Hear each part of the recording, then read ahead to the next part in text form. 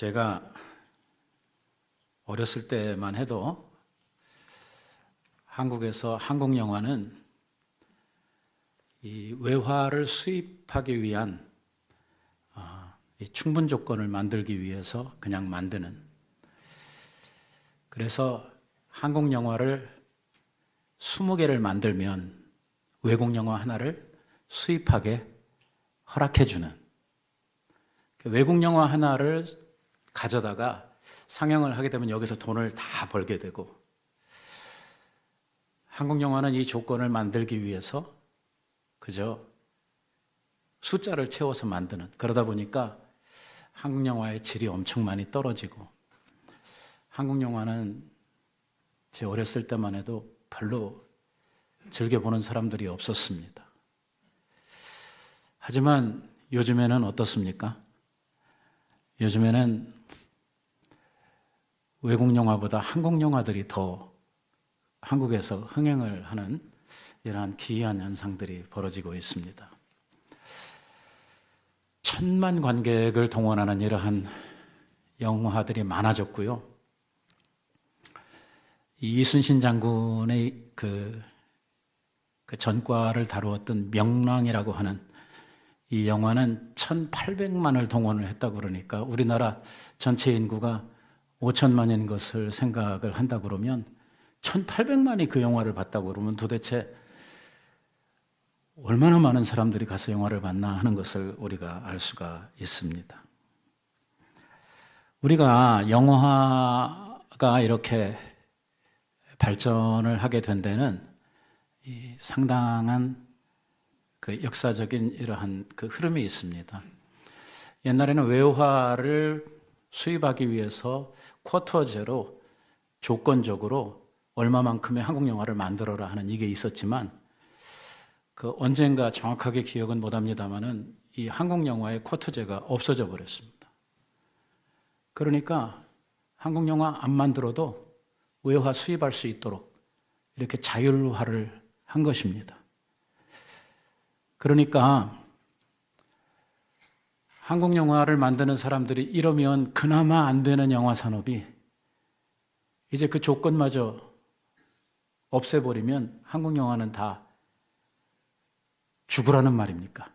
뭐 이러면서 데모도 하고 그랬는데, 결과적으로 보면 그렇게 된 게 아니고 한국 영화가 각성을 하고 모든 기술력이나 내용에 있어서 외국 영화를 이겨내는 이러한 쾌거를 이룬 것이죠.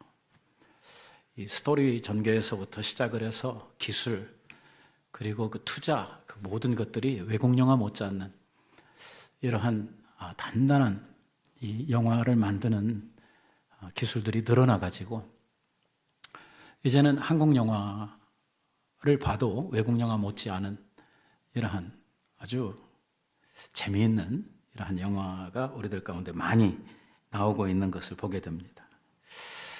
영화나 우리가 드라마 같은 것을 볼 때에 왜 우리들이 거기에 그렇게 빠져들고 집중을 하게 됩니까? 외국 영화보다는 우리 한국 영화가요, 우리들의 삶에 훨씬 더 직접적이고 연관이 있는 이러한 스토리 주제가 있기 때문에 우리들이 한국 영화에 더 관심을 갖게 되고 빠져들게 되는 것입니다. 우리들 이야기거든요. 또 이 드라마나 영화 같은 것이 가지고 있는 큰 장점 중에 하나가 뭐냐면, 어떤 이야기를 해가는데 그 이야기가 내 이야기 아니면 내 주변에 있는 사람들의 이야기와 비슷한 이러한 내용들을 가지고 영화를 만들기 때문에 영화를 보면서 뭘 하냐면 감정이입을 하거든요, 사람들이. 내가 주인공이 돼버리는 거예요, 영화를 보는 동안에. 그래가지고 막 흥분도 하고 막 아슬아슬하기도 하고 막 가슴을 막 턱턱 치면서 또 막 가슴이 퍽 내려앉으면서 이렇게 한 2시간 동안 아주 카타르시스를 우리들이 경험을 하게 되죠. 사실은 영화를 만들어서 그 영화를 이렇게 그 배우들이 연기를 합니다마는, 사실은 그 영화의 전체적인 것을 구성하고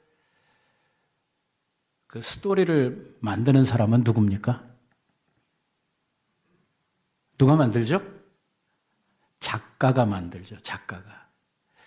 작가의 그 펜 안에서 그 연기자들이 살기도 하고 죽기도 하고 그 작가가 어떻게 쓰느냐에 따라서 그 사람의 그 역할이 사람들에게 돋보이기도 하고 쭈그러지기도 하고 완전 이 작가의 마음대로 이 영화가 전개가 되고 사람들이 거기에 빠져들게 되는 것을 보게 됩니다. 우리가 살고 있는 우리의 인생을 하나의 드라마다, 영화다 이렇게 생각을 할 때에 우리가 살고 있는 이 인생 전체를 하나의 그 큰 이 극이다 이렇게 이야기를 할 때에 우리들은 우리의 삶의 주인공으로서 지금 열심히 우리의 삶의 그 배역들을 소화하고 연기를 하고 있는 거거든요. 그러면 우리들의 삶의 이 내용들을 주관하고 만들어가는 작가는 누구신가?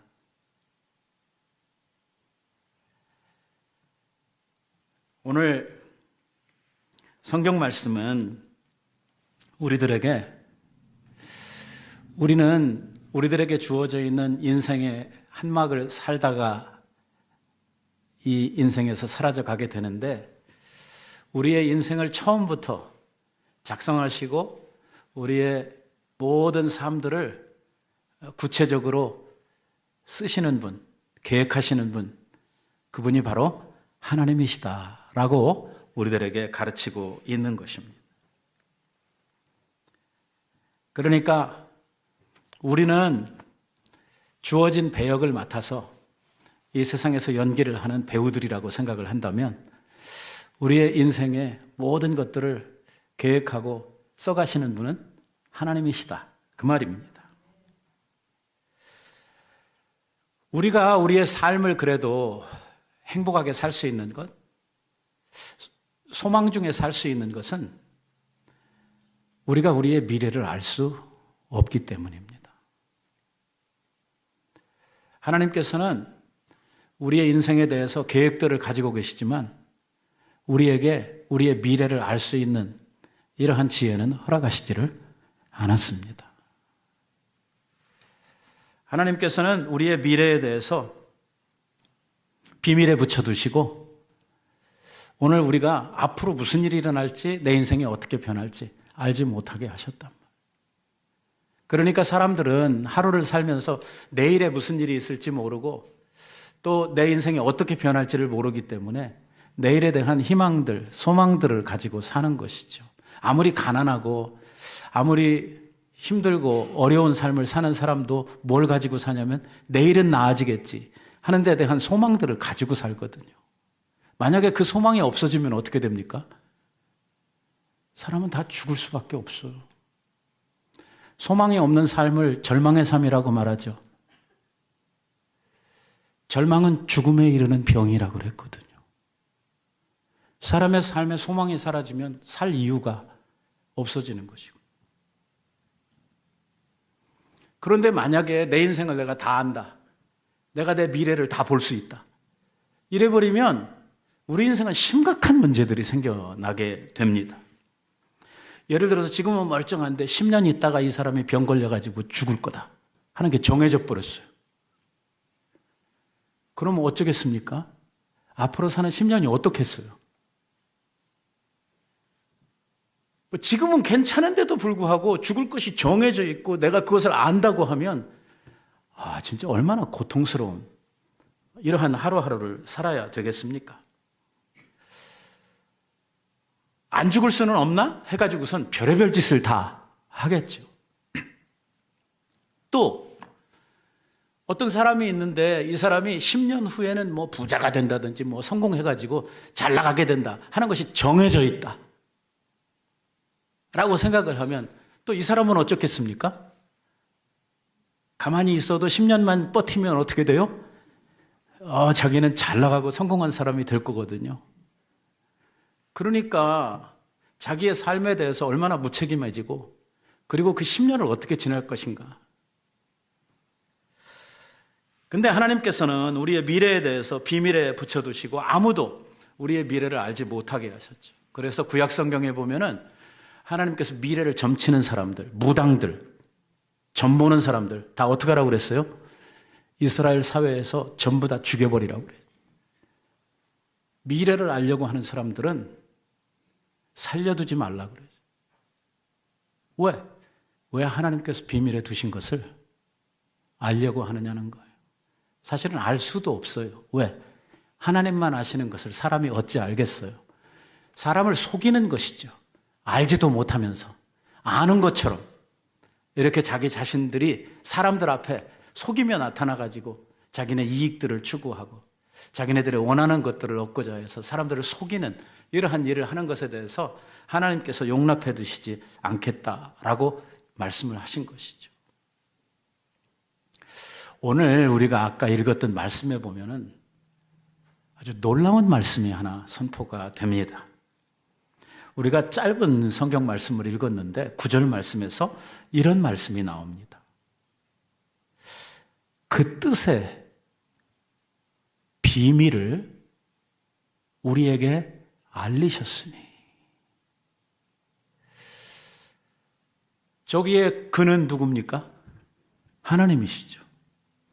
제가 지금까지 한참 장황하게 설명을 했던 것이 뭐냐면 하나님께서 우리의 미래를 아시고 하나님의 계획 속에서 움직이고 오늘 우리의 인생과 세상의 모든 역사는 작가이신 하나님의 뜻대로 하나님의 계획대로 움직여간다고 하는 것을 지금까지 쭉 설명을 했는데 하나님께서 미리 알고 미래에 대해서 점치거나 이러한 것들을 아는 것을 허락하시지 않으셨다라고 말씀을 했는데 오늘 여기서 무슨 말씀을 하냐면 하나님의 뜻, 하나님의 계획, 하나님이 하시고자 하는 일의 비밀을 우리에게 알리셨다라는 말씀을 합니다.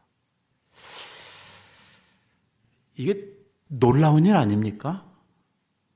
하나님이 미래에 대해서 알면 안 된다. 이건 비밀이다. 인생들로 하여금 이러한 것들을 가름할 수 없도록 미래를 알 수 없도록 하나님께서 계획하셨다. 이렇게 말씀을 하시고 지금까지 그 비밀을 지켜오셨는데 아무도 알지 못하게 하셨는데 오늘 여기에 와서 하나님이 당신의 뜻을 우리에게 알리셨다라고 이야기를 하는 거예요. 그리고 뭐라고 이야기를 하냐면 그 비밀을 알리시는 일에 대해서 곧 그 기쁘심을 따라 그리스도 안에서 때가 찬 경륜을 위하여 예정하신 것이다. 우리에게 이러한 비밀을 알려주시는 것이 하나님께서 원하시는 일이다. 하나님이 기뻐하시는 뜻이다. 하나님이 요 때가 되면 때가 찬 경륜을 위하여 하나님이 이것을 비밀을 알려주시려고 하는 그 때가 이르면 사람들에게 이 비밀을 알리심으로 말미암아 하나님이 당신이 기쁨을 얻으시기를 원하셔서 감추어 두셨던 것이다. 그런데 그것을 그리스도 안에서 오늘 우리에게 그 비밀을 이제 허락하시고 알려주신다. 그리고 이렇게 하나님이 계획을 가지시고 비밀 가운데 붙여두셨던 것, 그리고 그리스도 안에서 이 비밀을 밝히시는 것, 이러한 것들이 다 하나님이 예정하신 것이다. 처음부터 하나님께서 작정하시고 하시는 일이다 라고 말씀을 하고 있는 것입니다. 그 뜻의 비밀, 하나님의 뜻의 비밀, 하나님이 가지신 계획, 하나님이 우리 사람들과 그리고 사람들이 살아가고 있는 이 세상에 대해서 가지신 하나님의 계획, 이거 우리가 얼마나 알고 싶어 하는 것입니까? 우리 개개인들이 우리의 미래에 대해서 얼마나 알고 싶어하고 이 세상이 어떻게 변해가는가 하는 것을 얼마나 알고 싶어하는 것이에요. 그런데 하나님이 이 비밀을 지금 그리스도 안에서 우리에게 알려주신다라고 이야기를 하고 있는 것입니다. 하나님께서 지금 이 말씀을 하시기 전까지는요, 그 누구에게도 미래에 대해서 말씀하신 적도 없고 또 알려주신 적도 없습니다. 하물면은 당신의 백성이라고 하는 유대인들에게까지도 이러한 계획을 말씀하신 적이 없습니다. 그러면 하나님께서 밝히시려고 하는 그 비밀, 하나님께서 이야기하시려고 하는 그 계획, 그 구체적인 계획, 그 비밀이라고 하는 것이 무엇입니까? 그 다음 절에 이렇게 이야기를 합니다. 곧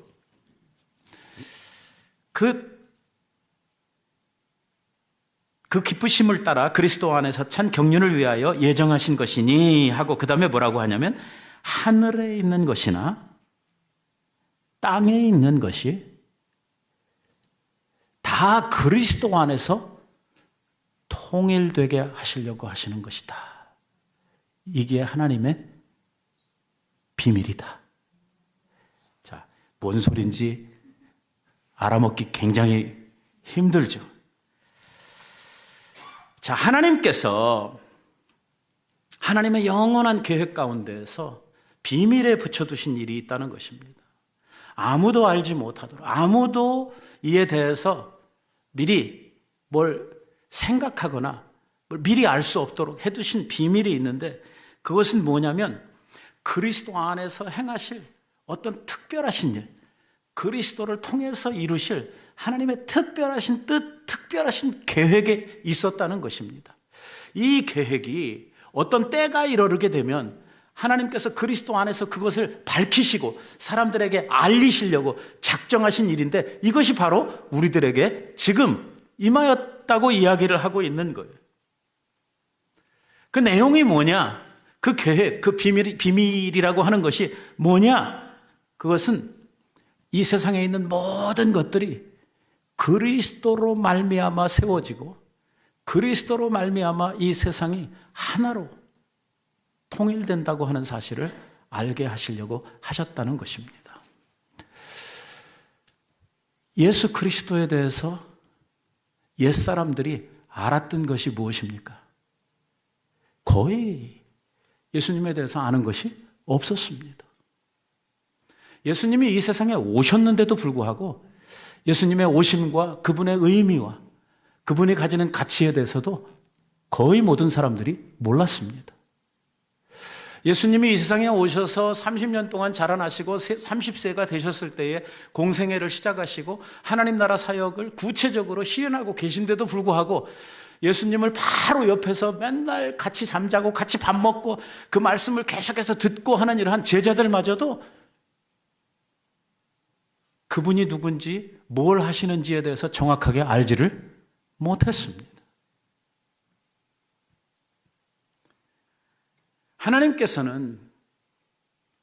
하나님께서 만드신 그 거룩하고 아름다운 사람들이 하나님의 형상을 따라 지음을 받은 하나님의 특별한 사랑의 대상이 되는 인간들이 죄를 범함으로 말미암아 그 죄 가운데에서 모든 사람들이 다 죽게 됐다. 다 영원한 사망 가운데 빠지게 됐다. 결국은 하나님이 오늘 사람들을 통해서 하시고자 하시고 사람들을 통해서 받으시고자 했던 하나님의 계획과 영광이 있는데 이런 것들이 사람들이 범죄함으로 말미암아 몽땅 다 망가져버리고 말았다는 것입니다. 그러면 하나님은 어떻게 해야 되나? 이렇게 해서 사람들이 죄를 지음으로써 영원한 사망 가운데 이르게 되고 영원한 지옥에 가게 되고 이제 사람들에게는 아무 소망이 없게 되었을 때 그러면 하나님은 손 놓고 보고만 있어야 되나? 아니라는 것입니다. 하나님이 이렇게 죄로 말미암아 다 망가지고 결국 영원한 심판 가운데서 영원한 사망에 이르르고 영원한 지옥불에서 영원한 멸망을 경험해야 될 사람들 가운데 하나님이 특별하신 일을 생각하십니다. 계획하십니다.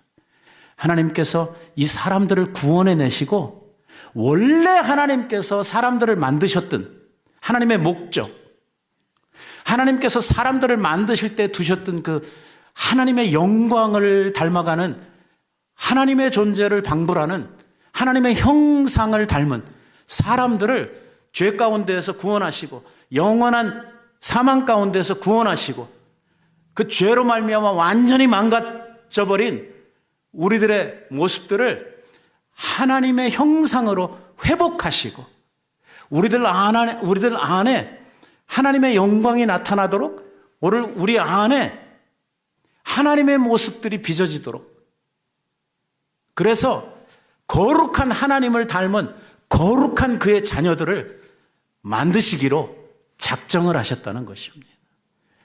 누굴 통해서 하십니까? 당신의 아들 예수 그리스도를 통해서 이 일을 하시려고 계획하셨다는 거예요. 이게 비밀입니다. 비밀도 아니네. 우리들은 다 아는 건데. 그렇죠. 우리들은 다 알죠. 그런데 바울이 이 글을 쓰는 이 당시에는 전혀 알 수가 없었던 일이에요.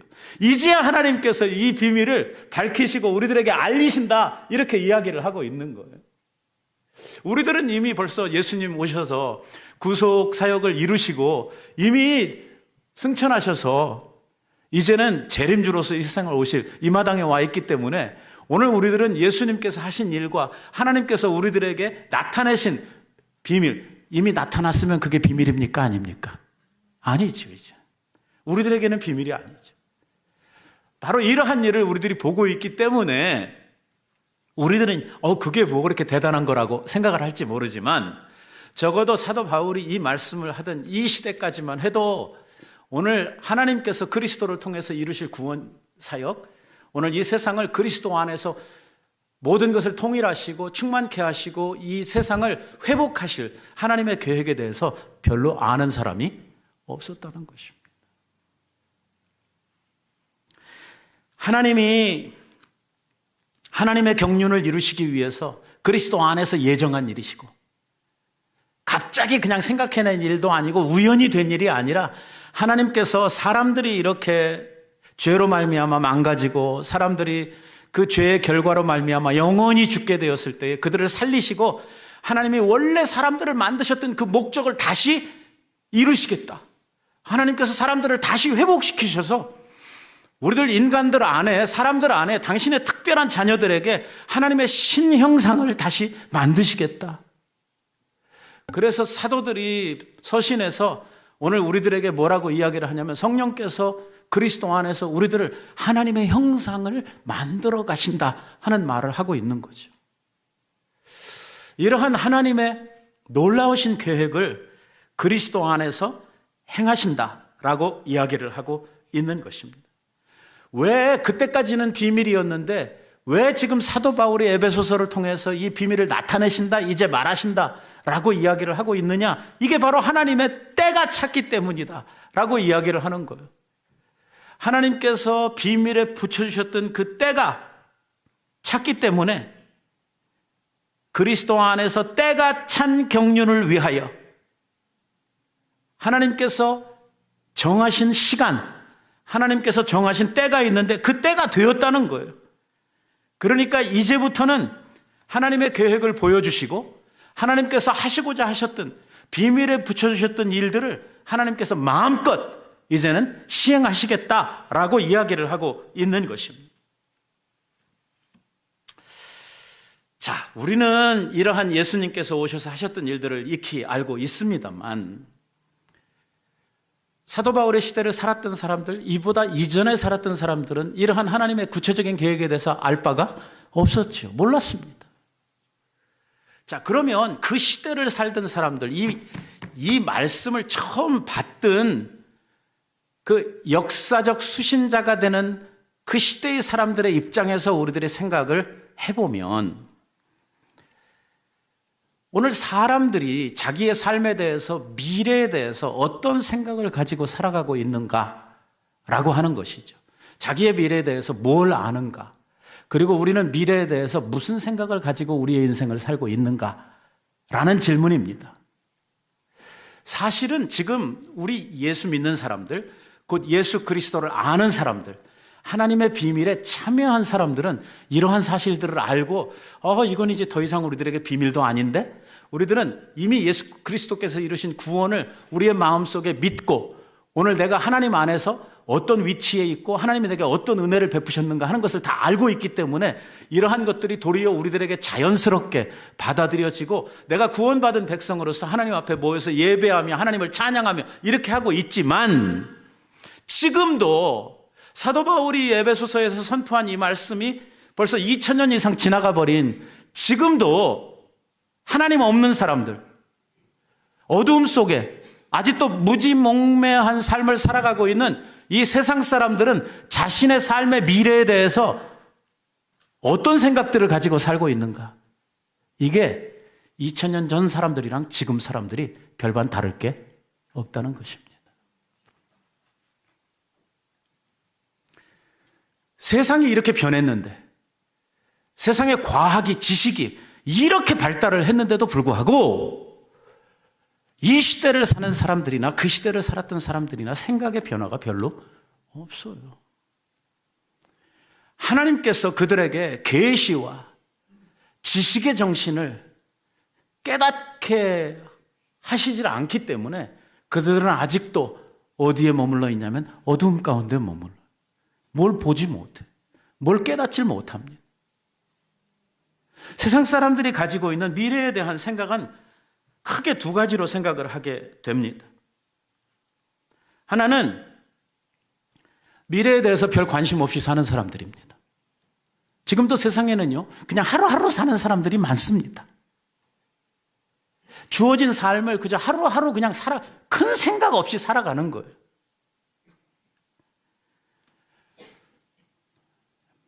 죽지 못해 산다. 태어났으니까 살아야지 어떡하냐 하는 생각들을 가지고 사는 사람들이 있죠. 이런 사람들은 대부분 그저 하루 잘 먹고 잘 살면 큰 문제 없다라고 생각을 하고 사는 사람들입니다. 이런 사람들은 하루하루가 모여서 이게 자기의 인생이 만들어지는 거라고 생각을 하기 때문에 그냥 하루하루에 그냥 충실하게 살면 언젠간 행복도 오고 언젠가는 내 삶이 좋아질 거라고 이렇게 생각을 하면서 사는 사람들입니다. 미래에 대한 특별한 생각을 가진 것은 없습니다. 단지 오늘 하루하루 잘 버티고 살다 보면 좋은 날도 오겠지라고 생각을 하면서 사는 사람들이죠. 그런가 하면 미래에 대해서 생각은 있는데 잘못된 생각을 하는 사람들이 있습니다. 그게 일단 우리 동양에서는 이게 우리 사상이나 생각을 놓고 생각을 하면 크게 이 동양적 생각과 서양적 생각, 이스턴 thought, 웨스턴 thought 이렇게 우리들이 나누게 되죠. 이 철학사나 사상사를 살펴보면 항상 이 두 가지로 나누어집니다. 이 이스턴 thought이라고 하는 이 동양의 사상들을 생각해 보면 크게 두 가지가 있는데 하나는 윤회설입니다.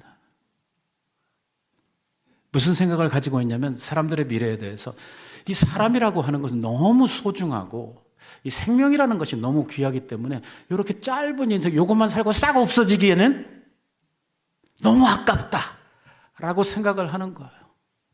그래서 사람의 생명이라고 하는 것은 그렇게 쉽게 없어지는 것이 아니고 사람의 생명은 죽었다가 다시 사는 이러한 생명의 윤회를 이야기를 합니다.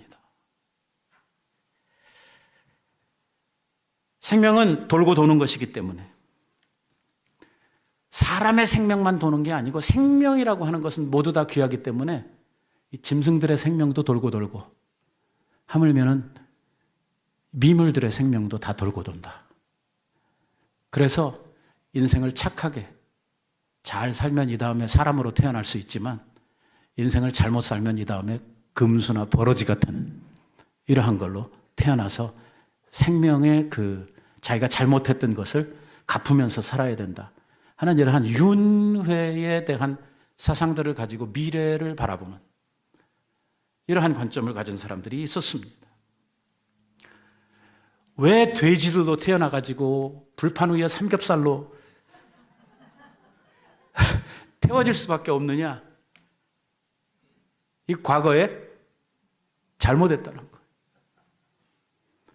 거예요. 잘못했기 때문에 그 다음 생애를 이렇게 태어나서 그 값을 지불해야 된다라고 이야기를 하는 것이죠. 여기에 비하면요, 이와 완전히 반대되는 생각을 한 사람이 있습니다. 노자라고 하는 사람이 있는데요, 이 사람은 윤회설을 이야기하는 사람들에 대해서 아니다, 사람들은 윤회하지 않는다, 도리어 거꾸로 생각을 해서 어떻게 생각을 했냐면, 사람의 생명은 우리가 생각하는 것처럼 그렇게 대단하지 않다. 사람의 생명이라는 거 별볼이 아주 보잘것없는 것이다. 왜? 그래도 사람이 중하지 않아? 보라는 거예요. 저 태양을 보고 달들과 별들을 보라는 거예요. 세상에 만들어진 모든 산천들과 피조물들을 한번 보라는 거예요. 삼라만상을 보라는 것이죠. 자연의 법칙들, 우주의 순리들, 별들이 움직이고 해와 달들이 어떻게 떴다 어떻게 지고 어떻게 계절을 만들고 어떻게 세상이 흘러가고 하는 것을 보면 거기에 껴있는 사람 한 사람의 생명? 별로 가치가 있어 보입니까? 그 큰 그림에서 보니까 사람 하나의 생명이라고 하는 거 아주 보잘것없단 말이에요. 누가 어디서 살다가 하나 죽어도 아무도 모른단 말이에요. 그러니까 사람은 어떤 이런 큰 우주의 순리나 이 자연 법칙조차에도 우리들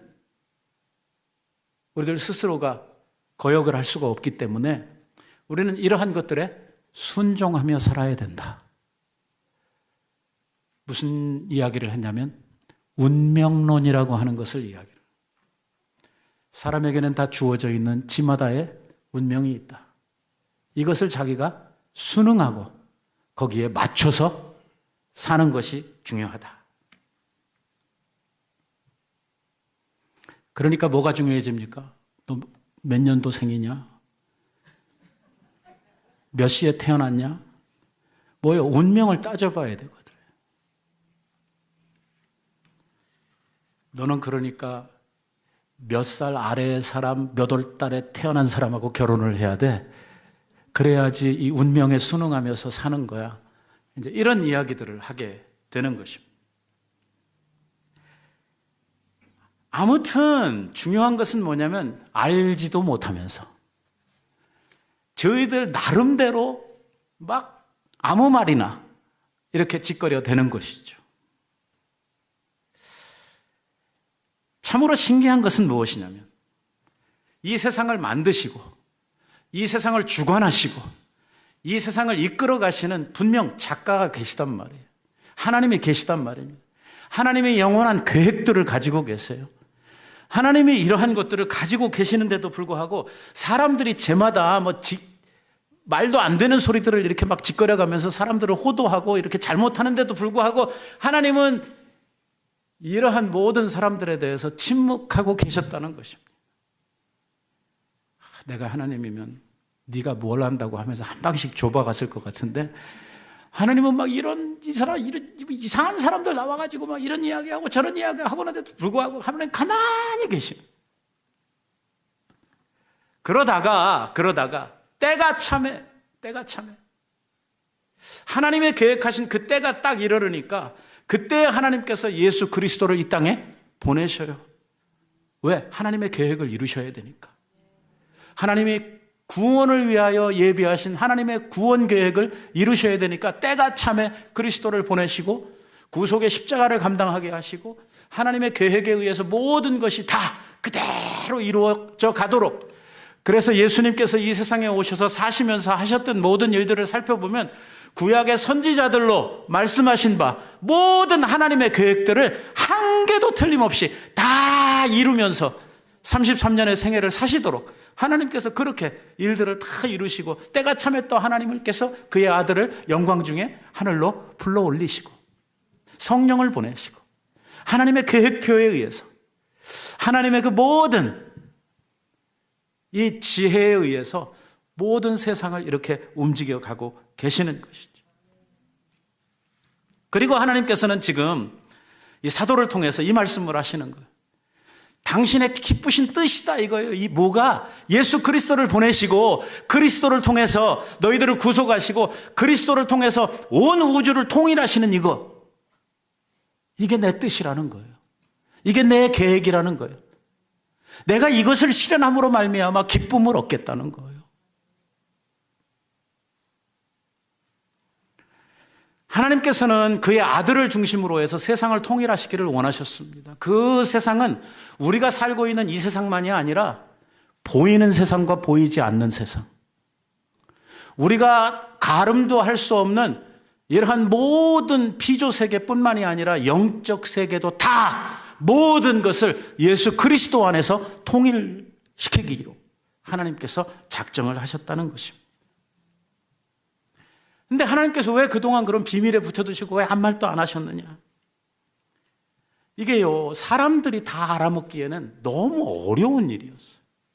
사실은 하나님께서 아무것도 말씀을 하시지 않은 건 아니에요. 예수 그리스도에 대해서 때때로 하나님께서 이에 대한 사인들, 이에 대한 모형들, 이에 대한 어떤 그 샘플이라고 할 수 있는, 예고편이라고 할 수 있는 이러한 이야기들을 때를 따라 하셨어요. 그런데 사람들이 알아먹었어요? 못 알아먹었어요? 전혀 알아먹지를 못했어요. 사람들이 이것을 이해하기에는 너무나 어리석었어요. 오늘 사람들이 무지몽매 가운데 있었단 말이에요. 어두움 가운데 죄의 결과로 말미암아 사람들이 타락해서 뭐가 없어졌냐면 하나님께서 두신 지혜가 우리들 속에서 없어져 버려요. 못 알아먹어. 하나님이 아무리 설명하고 가르치려고 해도 못 알아먹는 거예요. 그러니까 비밀 아닌 비밀이 돼버린 거예요. 일단은 하나님의 아들을 이 세상에 보내시고 그 아들을 통해서 하나님의 구원을 이루시겠다, 이 자체를 이해를 못하는 거예요. 여러분들은 이해하시죠? 여러분들은 이해하시나요? 하나님의 아들 예수 그리스도가 이 세상에 오셔서 우리를 위하여 우리는 이해를 하잖아요. 근데 이게 옛날 사람들은 이게 이해가 안 되는 거예요. 일단 하나님의 아들? 여기서부터 이해가 안 되는 거예요. 하나님한테 아들이 있어? 그럼 엄마는 누구야? 사촌은? 이제 이렇게 가는 거예요. 사람들 생각이라고 하는 것이. 그래서 그리스 신화 같은 것을 보면 막 신들이 많이 나오고 그 신들한테는 막 부인이 여러 명이 있고 그 막 사생아들이 많이 태어나고 또 걔들이 또 신이 되고, 그 그리스 신화에 보면은 신의 아들들이라고 하는 것이 남의 여자 뺏어가지고 막 결혼하고 사생아들 복잡하잖아요. 그러니까 하나님의 아들 그러면 얘들 생각이요, 어디로 가냐면 이런 막 장가가고 시집가고 막 사촌 맺고 이런 데로 가니까 하나님께서 하나님의 아들의 개념을 설명하기에는, 아니 설명을 해도 못 알아먹는 이러한 어리석음이 사람들 안에 있었다고 하는 것이죠. 왜? 하나님이요, 하나님을 아는 지식, 하나님을 깨달을 수 있는 계시의 정신을 우리에게 주시지 않으면 사람으로서는 이것을 알 수가 없다는 것입니다. 아무리 설명을 해도 못 알아먹어요. 그러니까 무지 가운데 있는 인간들, 어둠의 세력에 사로잡힌 인간들은 예수 그리스도가 누구신가 하는 것을 알 수가 없는 것입니다. 하나님의 계획이라는 게 뭐냐? 하나님의 계획은 우리 사람들을 구원하시되 그들을 구원하시기 위해서 하나님의 독생하신 아들을 희생시키심으로 말미암아 그 핏값을 통해서 우리의 죄를 속량하시고 우리들을 죄 가운데서 구원하셔서 당신의 또 다른 아들, 딸로, 당신의 자녀들로 우리들을 구원해내시는 이 계획을 옛날 사람들은 이해하지를 못했다고 하는 것입니다. 그리고 이러한 하나님의 계획이 사람들의 머리를 가지고 이해하기에는 너무 어려웠을 뿐만 아니라 사람들이 이 말을 듣는다고 하더라도 이게 뭔 소리야? 이런 바보 같은 소리가 어디 있어? 아니, 신이라고 하면서 왜 이렇게 해야 돼? 하는 이러한 어리석은 생각들을 할 수밖에 없었다고 하는 것입니다.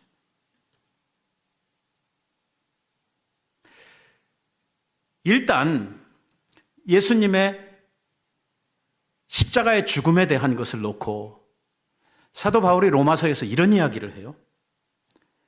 이 십자가가, 예수님의 십자가가 유대인들에게 있어서는 엄청 꺼리끼는 일이 되고, 그리고 헬라인들에게는 미련한 것으로 보인다. 그런데 십자가는, 예수 그리스도의 십자가는 하나님께는 숨겨놨던 비밀이고, 이건 하나님의 계획이고 하나님의 뜻이고, 이건 하나님께서 유일하게 작정하신 하나님의 구원의 방법인데, 사람들의 눈으로 보니까 이게 미련해 보이고, 사람들의 눈으로 보니까 이거 말도 안 되는 소리를 하고 있고, 이렇게밖에 받아들여지지 않는 것입니다.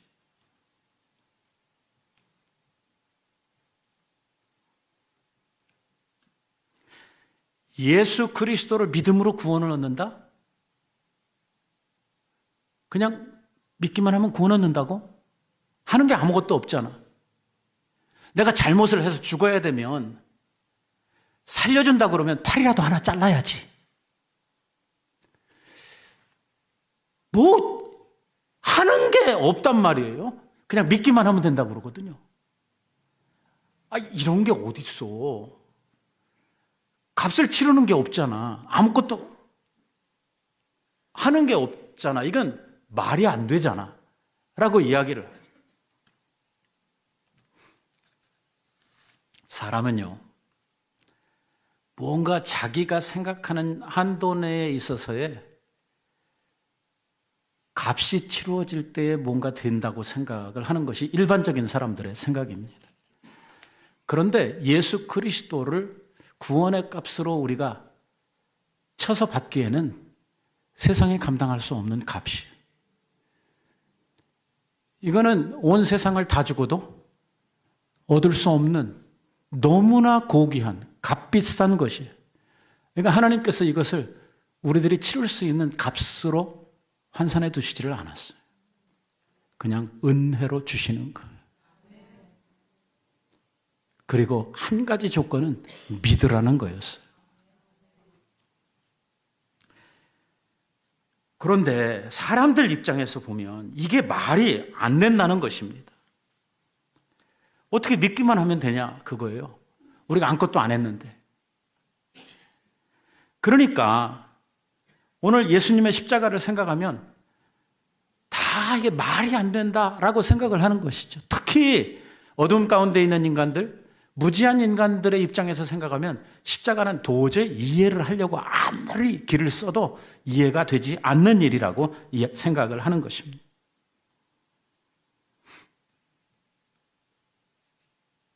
사람들이요, 깨끗해지고 선을 구하고 뭔가 의로운 삶을 살고 내 스스로가 나를 구원하기 위해서 갖은 노력을 역사 속에서 다 해왔죠.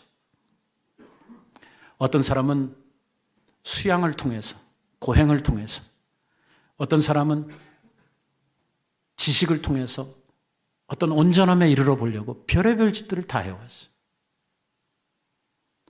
철학이나 사상이나 수행이나 종교나 수많은 방법을 가지고 구원에 이르러 보려고 별짓을 다 해왔죠.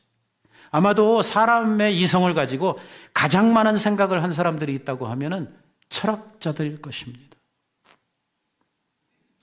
그러나 그들이 얻어낸 결과, 그들의 현실이 뭡니까? 우리는 철학자들이 가장 성행을 하고 가장 세상에 지식을 많이 밝혔다고 하는 고대 그리스 아테네, 우리가 제일 추앙하는 소크라테스 형님께서 날마다 아테네의 거리를 등불을 들고 다녔다고 하는 이야기는 들어보셨죠? 왜 대낮에 등불을 들고 소크라테스는 아테네 거리를 돌아다녔습니까? 무슨 의미가 있다고? 뭐라고 이야기를 하냐면 사람들의 어두워진 양심을 비추기 위해서 등불을 들고 다녔다는 것. 무슨 소리예요? 이러한 계몽이나 자기네들이 가지고 있는 지식, 어떤 이성의 노력을 통해서 사람들의 악한 마음을 요만큼도 깨끗하게 선하게 바꿀 수 없었다는 것이거든. 용을 써도 안 됐다, 그 말이에요. 하나님께서 유일하신 방법으로 오늘 우리들을 구원하시기 위해서 예수 그리스도를 그 구원자로 선택을 하시고 오래전부터 이 구속사역을 준비하셔서 때가 이름에 그리스도를 보내시고 그리고 그분이 오셔서 구속사역을 다 이루시고 난 후에 오늘 그분을 통해서 이루실 하나님의 계획에 대해서 온 세상에 지금 밝히시고 있는 것입니다. 뭐라고 말씀을 하시냐면 하나님의 계획은 당신의 독생하신 아들을 이 세상에 보내시고 그를 통해서 그가 십자가에 죽으시는 사람들의 죄를 짊어지고 죄의 싹슨 사망이라고 하는 하나님의 엄연한 법을 이루시기 위해서 예수 그리스도께서 사망의 값을 치르시고 그 값이 치루어짐을 통해서 우리들을 속량하시고 오늘 그리스도를 통해서 하나님의 세상을 이 세상에 여는 이 놀라운 계획을 우리를 향해 이루시고 오늘 하나님께서는 그 비밀을 우리에게 알려주시고 계신다는 것입니다.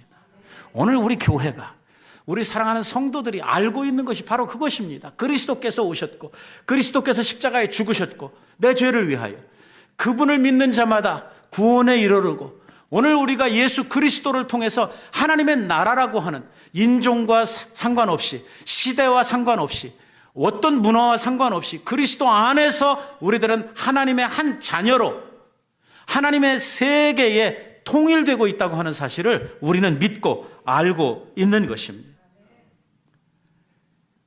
결론적으로 중요한 것은 뭐냐면 하나님의 구원, 이 세상의 구원은 뭘 통해서 이루어진다? 예수 그리스도를 통해서만 이루어진다. 그리스도를 통하지 않는 구원은 이 세상에 없다라고 하는 이야기를 하시는 거예요. 이게 하나님께서 오랫동안 준비하신 하나님의 계획이고 또 오늘도 하나님께서 사람들에게 알리시면서 선포하시는 하나님의 계획이 뭐냐? 구원은 그리스도로부터 말미암는다 하는 것을 이야기하는 것입니다. 그러니까 사람들이 생각하기에 저놈은 나보다 10배는 더 나쁜 놈인데 왜 저놈이 구원을 받고 나는 착하게 살았는데 왜 나는 구원 안 해주시고 나는 지옥 가야 되냐? 아니라 하나님의 구원은 우리 사람들의 생각처럼 사람들의 논리, 사람들의 이성처럼 이렇게 가지 않는다는 거예요.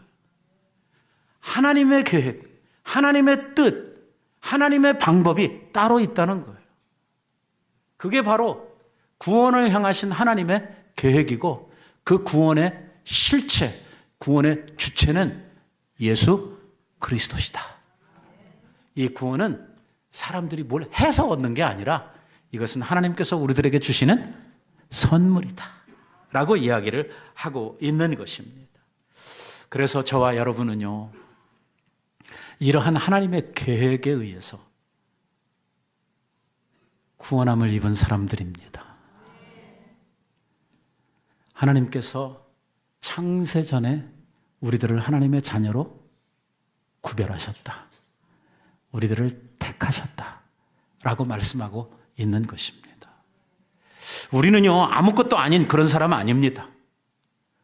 우리들은 하나님이 당신의 아들을 내주시고 구속하신 하나님의 자녀들입니다. 여러분 생각해 보세요. 뭘 주고 여러분들의 자녀들을 바꾸겠습니까? 얼마를 주면 자식 갖다 주고 바꾸겠어요? 하나님께서 얼마나 우리들을 귀히 보시고 얼마나 우리들을 소중하게 생각하셨으면 당신의 아들을 내어주시고 우리들을 자녀로 택하시고 입양해 주시는 이러한 놀라운 은혜를 통해서 저와 여러분이 오늘 하나님의 자녀로 이렇게 구별함을 받은 것입니다. 이것이 바로 하나님께서 오래전부터 숨겨두셨던 비밀이라고 말씀하고 있는 것입니다. 사랑하는 성도 여러분, 내게 주신 구원에 대해서 우리는 정말 얼마나 가치 있고 얼마나 의미 있는 일인지 새삼 우리들의 마음속에 다시 한번 사귀면서 이 구원에 대한, 이 은혜에 대한 감사가 항상 있어야 합니다. 바라는 것은 우리가 예배를 드리러 주님 앞에 올 때마다 내게 주신 구원을 하나님 앞에 감사하며 이 구원의 은총을 하나님 앞에 찬양하고 높여드리기 위해서 예배를 드리고 있는데, 여러분들이 여러분들의 마음속에 뭐가 있어야 되냐면 예배 드리는 예배자로서 구원의 감격, 베풀어 주신 이 은혜에 대한 이 말할 수 없는 감사함이 우리들 속에서 날마다 솟구쳐 올라야 됩니다. 이 감격이 없이, 이 감사가 없이 예배를 드린다고 하는 것은 정말 의미 없는 예배를 드리는 것과 같습니다. 일주일 동안 우리들이 일상 속에 살면서 항상 뭘 생각해야 되냐면 주님께서 베풀어 주신 이 구원의 은혜에 대한 생각을 하면서 살아야 됩니다. 십자가를 명상을 해야 합니다. 주님이 치르신 희생의 값이 무엇인지를 우리는 묵상해야 합니다. 그래야 주일날 와서 주님 앞에 예배할 때 이 예배가 정말 감사로 드려지는 예배가 되고, 그리고 이 예배가 정말 제물 되시는 예수 그리스도를 힘입어 아버지 앞에 나가는 예배로서 하나님 앞에 온전해질 수 있는 것입니다. 구원받은 우리들이 아버지 앞에 정말 온전한 예배를 통해서 참된 감사와 참된 영광을 올려드릴 수 있는 우리 모두가 되기를 우리 예수님의 이름으로 축원드립니다. 기도하십시다.